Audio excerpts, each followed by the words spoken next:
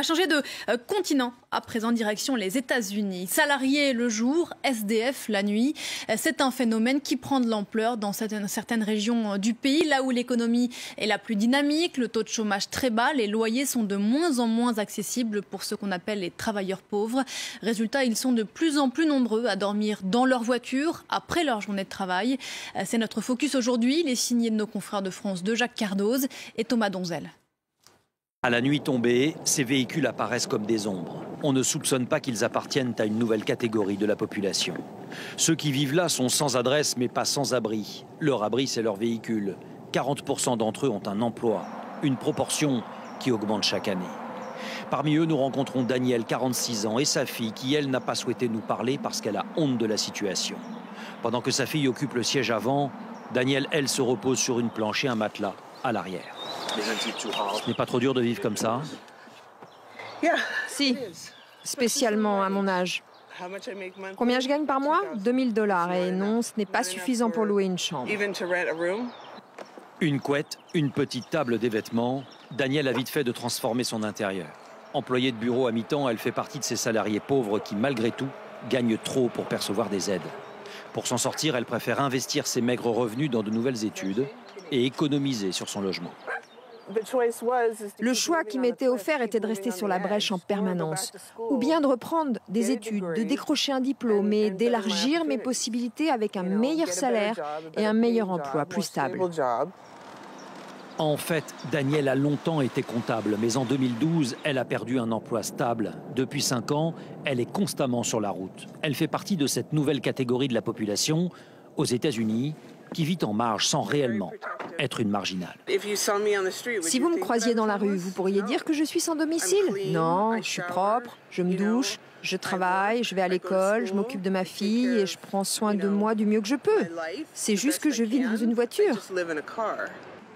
Sans frigidaire ni possibilité de stocker, elle a bien conscience de se nourrir mal, quasiment exclusivement dans les fast-foods. Ah oui, je déteste ça. Je déteste ça. On vous dirait que je suis une bonne cuisinière. Mon grand-père m'a appris quand j'étais petite. Aujourd'hui encore, elle passera sa journée entre son lieu de travail et l'université, sans rien dire à son employeur ni aux enseignants. La Californie traverse une crise de logement. Les loyers flambent et les salaires augmentent peu. L'attente pour un logement social est de 7 ans en moyenne. L'impact sur les plus fragiles est tel que les mairies réagissent. À Santa Barbara, où l'on se soucie de son image, on propose des emplacements de parking gratuits, la nuit, faute de mieux. Santa Barbara a plein de programmes d'aide au logement, mais on est débordé par le nombre de demandes. La discrétion, tous ceux qui vivent dans l'errance se l'imposent. Dans ce paysage de rêve sur la côte pacifique, l'idée que l'avenir sera peut-être meilleur un jour aide à tenir. Dale Murnane, 64 ans, vivait en location avant qu'un tragique événement ne vienne tout changer. Un des éboulements de terrain les plus meurtriers du pays a dévasté son quartier et sa maison. C'était il y a 6 mois. C'est ignoble. J'ai travaillé régulièrement toute ma vie. J'ai eu un compte en banque, j'en ai toujours un. C'est choquant de voir à quel point on est tout seul dans ce monde. Dale a longtemps été assistante dentaire, mais dans sa maison, elle tenait aussi une affaire de médecine douce et elle a fait faillite. Depuis, elle se sent seule. C'est comme si j'avais été catapultée hors de ce monde. Et je survis avec l'âme en paix, mais sans savoir où je vais. Les assurances et les organisations humanitaires n'ont fonctionné qu'un temps. Désormais, elle erre de parking en garde-meuble où elle conserve quelques souvenirs. Toute ma vie est là. Oui, toute ma vie. La discrétion est une règle d'or. Elle ne connaît son emplacement de parking qu'au dernier moment. Le voisinage ne doit pas être alerté. Cela renforce le sentiment de solitude. Divorcée 2 fois, sans enfant, difficile pour elle d'envisager l'avenir.